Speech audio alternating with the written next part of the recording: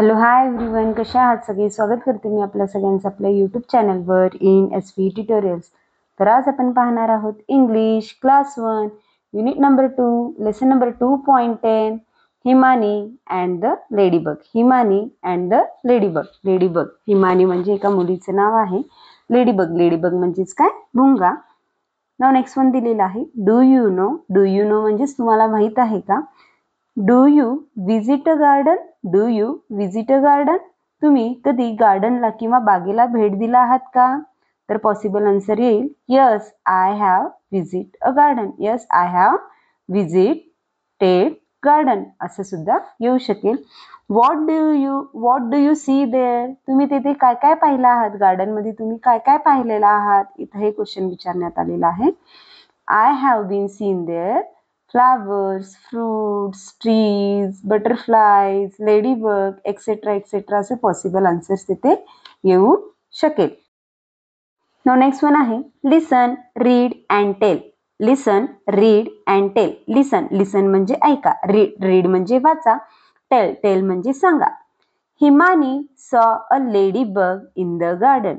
हिमानी, हिमानी म्हणजे मुलीचं नाव आहे. सॉ, सॉ म्हणजे पाहिले. लेडीबग, लेडीबग म्हणजेच काय, भुंगा. इन द गार्डन, गार्डन म्हणजेच काय, बाग, बागेत. हिमानीने बागेत एका लेडीबगला पाहिलं किंवा एका भुंग्याला पाहिलं. She wanted to make home for it. She, she म्हणजेच कोण, हिमानी. हिमानीला काय करायचं होतं, त्या लेडीबग साठी काय करायचं होतं, घर बनवायचं होतं. She wanted to make home for it.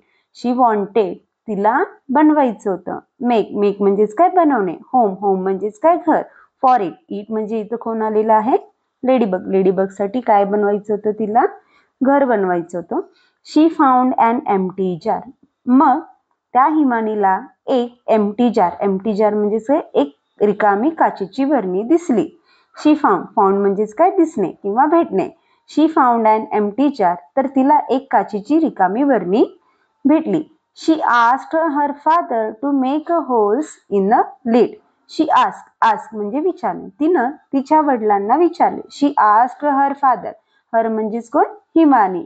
हिमानीने तिच्या वडिलांना विचारलं किंवा सांगितलं की त्या जी काचेची बरणी आहे त्याच्या झाकणला होल करून देण्यास तिनं तिच्या वडिलांची इथं मदत घेतलेली आहे आणि तिच्या वडिलांनी ते होल तिला करून दिलेलं आहे.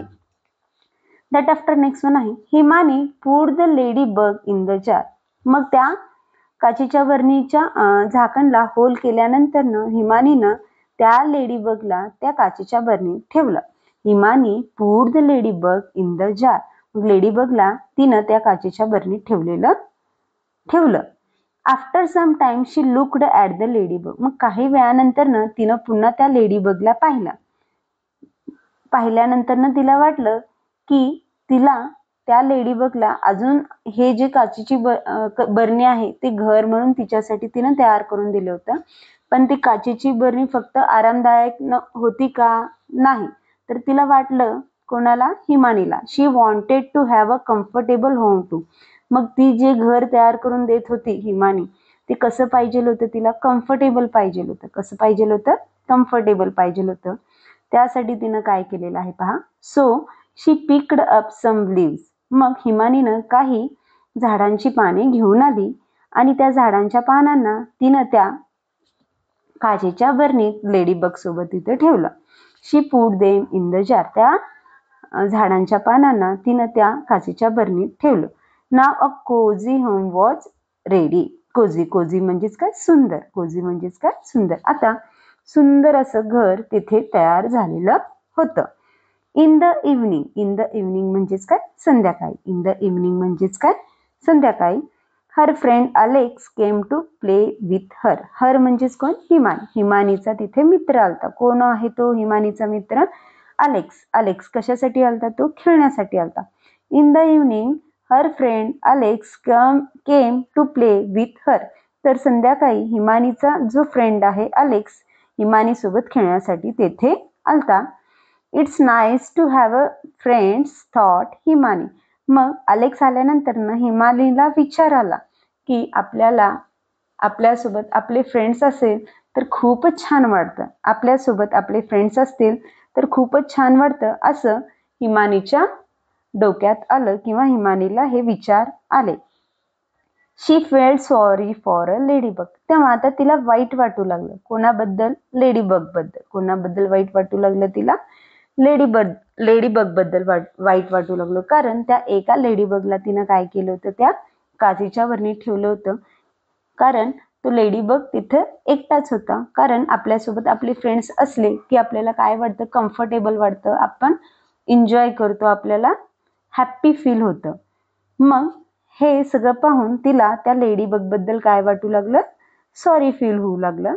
शी took the jar to the garden. मग हिमानीनं काय केलं, त्या काचेच्या बरणीला कुठं घेऊन गेली, ती गार्डनला घेऊन गेली. She took the jar to the garden. त्या काचेच्या बरणीला तिनं किंवा त्या जारला तिनं कुठं घेऊन गेलं, गार्डनला घेऊन गेली. And led the ladybug out of the jar. गार्डनला घेऊन गेल्यानंतर ना त्या काचेच्या बरणीमधून त्या लेडीबगला काय केलं, तिनं बाहेर सोडून टाकली. काय केली?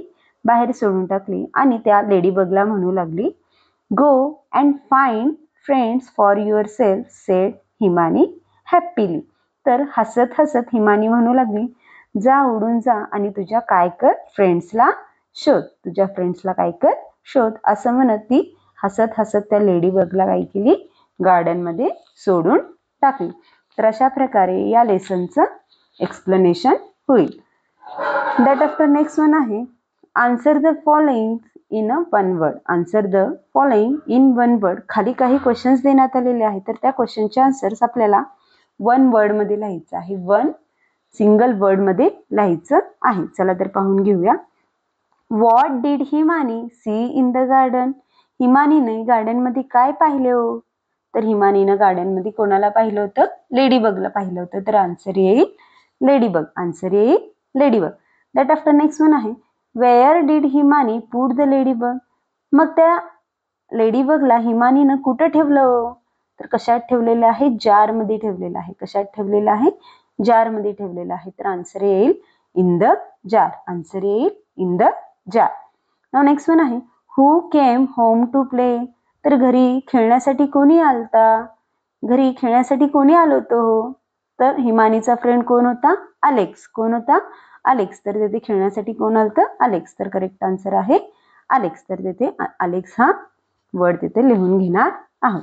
दॅट आफ्टर नेक्स्ट वन आहे, tell your friends the story of Himani and the ladybug. तर तुमच्या फ्रेंड्सला ही हिमानी अँड द लेडीबगची स्टोरी काय करायची आहे? सांगायची आहे.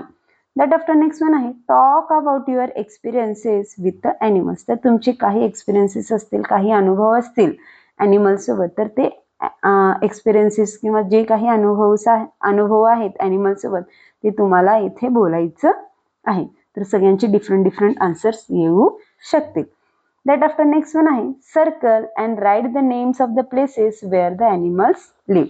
Circle and write the names of the places where animals live. तर खाली काही आपल्याला पझल्स देण्यात आलेले आहेत. तर त्या पझल्समध्ये असे काही वर्ड्स आहेत, तर त्या वर्ड्सना आपल्याला काय करायचं आहे? सर्कल करायचे आहे.